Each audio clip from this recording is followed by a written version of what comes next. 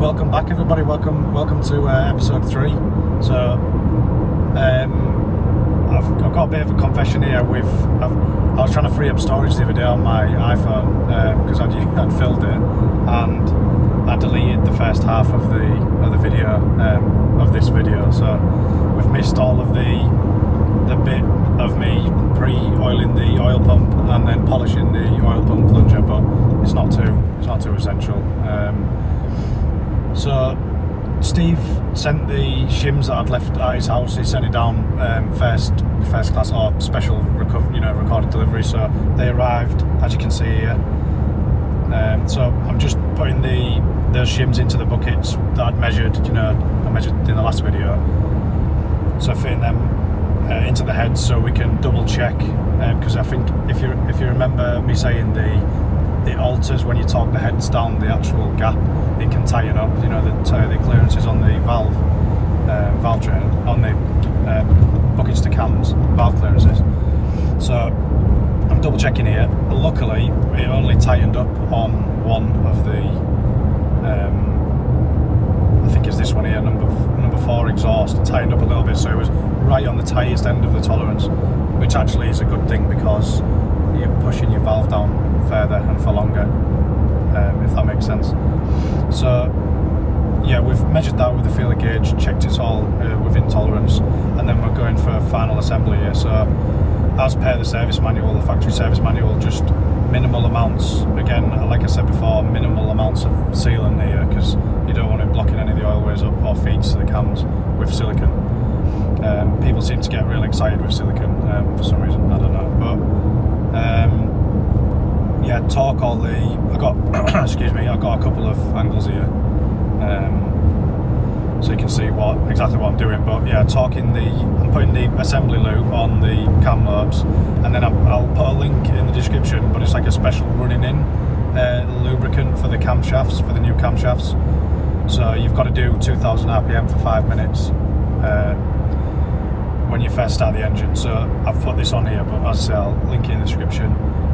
Torque it all up, 20 Newton meters on the cam caps and 10 on the ones where the seals go on, the smaller M6 bolts. But and the sequence is weird. You do the M6 bolts first and the M8 ones afterwards. So yeah, moving on, I'm just cleaning the threads out here, and I know I should have done this when I cleaned the block before I went to the machine shop really, but just tapping, going through with a cleaning tap to clean the threads out. Just make sure I don't go around anything on final assembly. So yeah, that's all done. What else are we on? We're on with the AVCS pipework here. Just a note, if you've had a spun bearing or you've bought a used set, just make sure they're meticulously clean, same as everything else I've said. Yeah, so I bolted them up anyway. They're torque to spec. I think can't remember what they were. You have to. I'll put a screenshot of the service manual, factory service manual, give you the torque spec for all them. You can quite easily snap them though, the banjos, so just be careful with the banjo bolts. Moving on to I'm installing the cam seals here and the woodruff key there. With the cam seals, I don't have the specific tool, so I just used Steve Geary's tool for installing the head dowel bolts. Just give them a tap out. It was a nice bit of tool steel, with a fly edge on it, so I thought I'd just use that.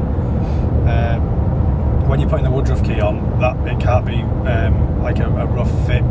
It's got to have no interference when you're putting that main centre pulley on. And if it does get stuck, don't use a pry bar to try and get it off, because the tabs on the back are very delicate.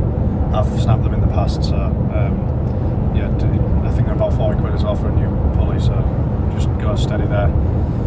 You're better using a puller tool if you do get stuck on there, you know, using a proper pulling tool from you and using the threaded bolts on the front.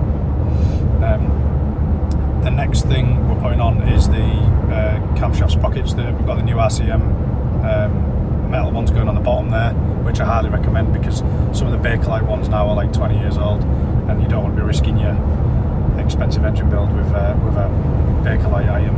So one thing to note, I don't have the special tools, I never have, I've always done it this way. And when you're tightening up the AVCS pulleys, don't, whatever you do, use a spanner on the camshaft, because it's a pin that locks the AVCS. It's about 12 to 15 mil in diameter inside the AVCS solenoid, and it's spring operated, so it retracts when it receives oil pressure. So when it's got no oil pressure, it's open and locked.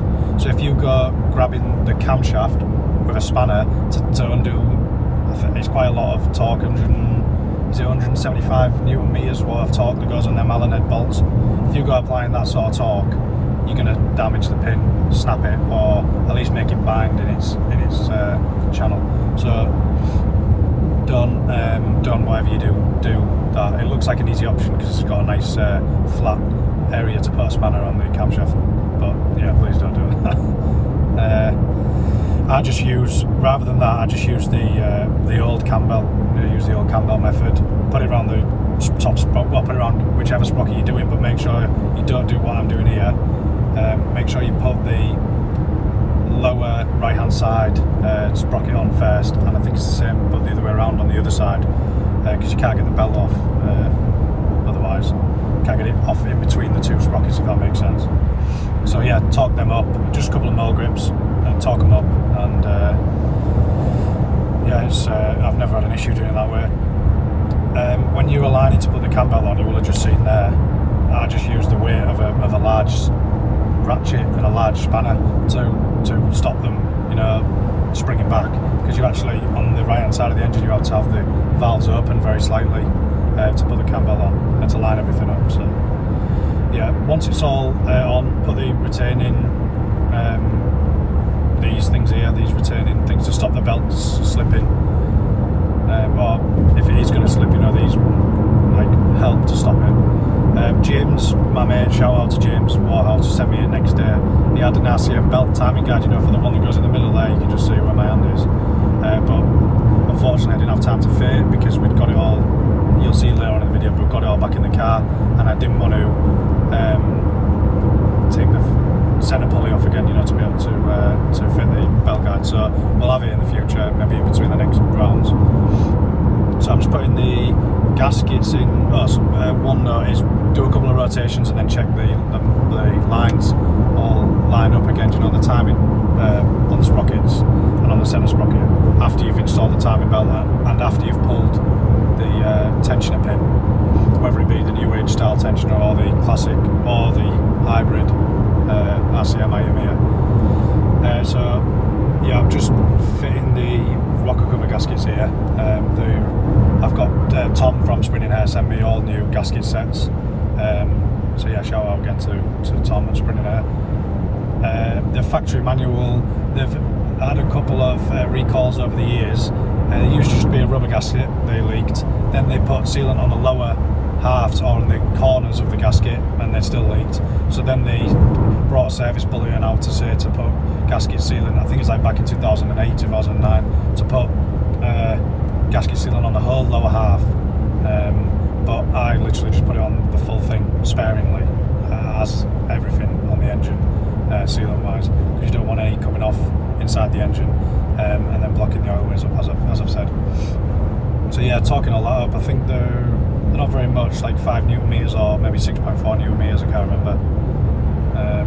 Spark plugs in, core pack's on. I missed a bit here, I was rushing, so I missed putting the inlet manifold on, but it was complete, fuel system was on, so it was pretty boring. There was nothing interesting there, just thermal spacers on the inlet, replace the O-rings, tighten that all up, it's fine.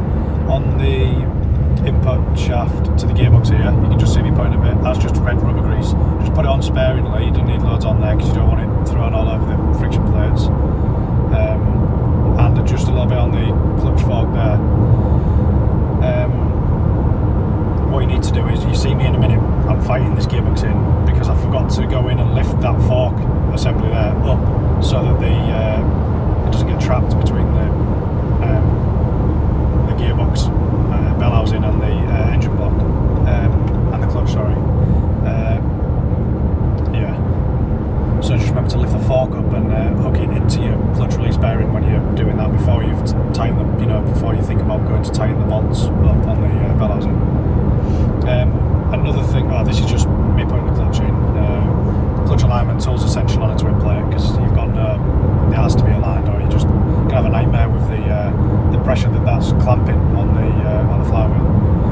One thing I did delete on this first video that was quite interesting, quite useful, is the classic closed deck block has only got 4 mounting holes, so you have to tap an M12 by 1.75 or 1.5 or 1.25 into the gearbox bell housing to be able to bolt the lower bolt of the starter motor into.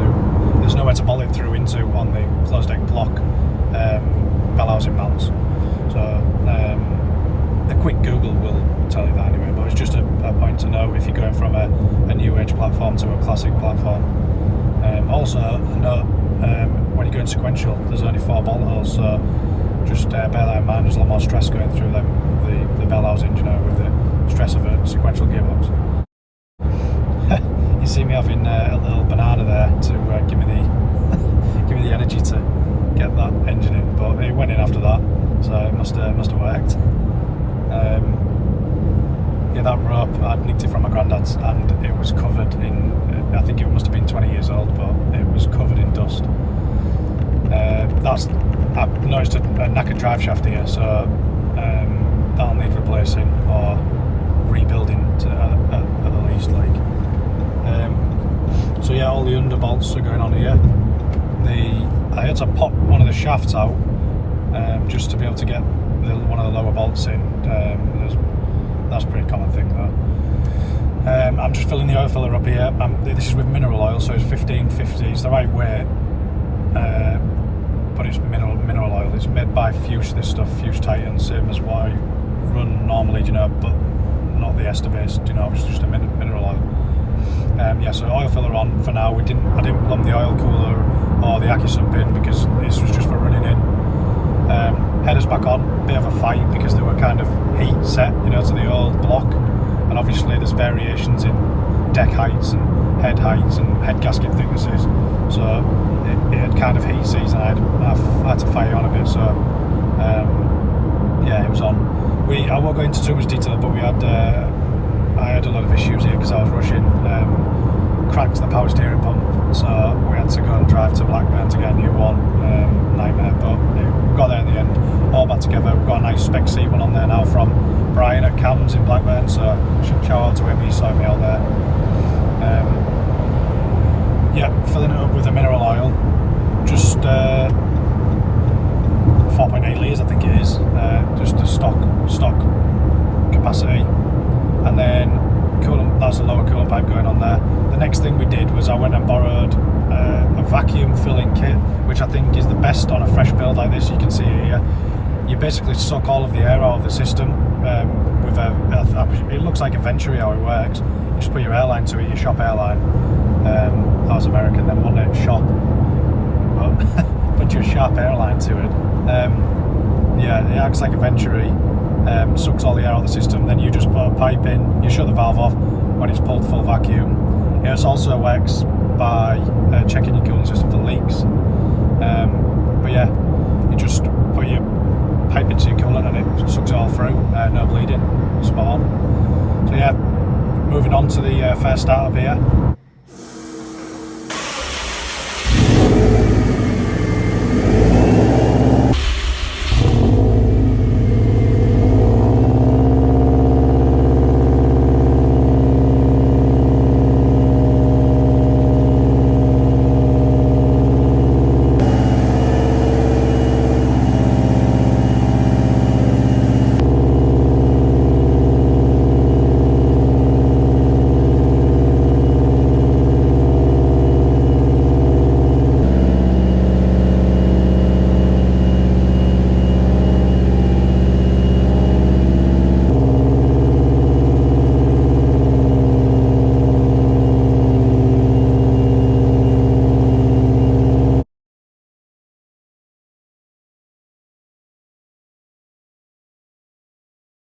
bye.